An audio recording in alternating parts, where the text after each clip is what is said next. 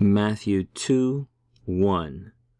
Tude Jesu genethentos in Bethlehem tes Judaias in hemerais Herodu tu basileos edu magoi apa anatalon pereginanta eis Jerusalema.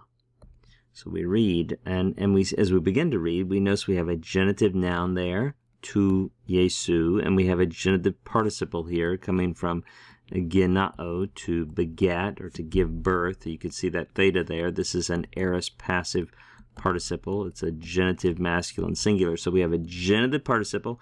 We have a genitive noun. Oh, that's probably going to be that genitive absolute construction.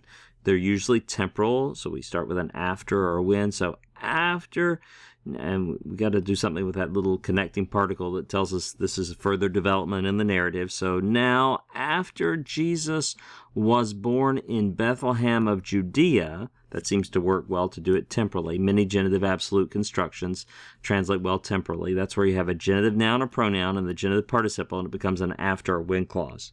So after Jesus was born in Bethlehem of Judea, in the days of Herod the king, in other words, in the days when Herod the Great was reigning as king, behold, Magi, and this word magoi has traditionally been translated as wise men, but I think many English translations are favoring now more of a transliteration of magi. We could do a whole study on this word and how it seems to represent a group of priestly, astrological type figures coming from Persia or Babylon. What's significant is here Matthew is showing, even at the beginning of this most Jewish of Gospels, how Jesus is the Savior of Gentiles too. He has come to live and die not only for Jews, but for Gentiles who will turn to Him and turn from their sins and believe in Him as the Messiah as well. So here we have pagans coming at His birth to honor Him.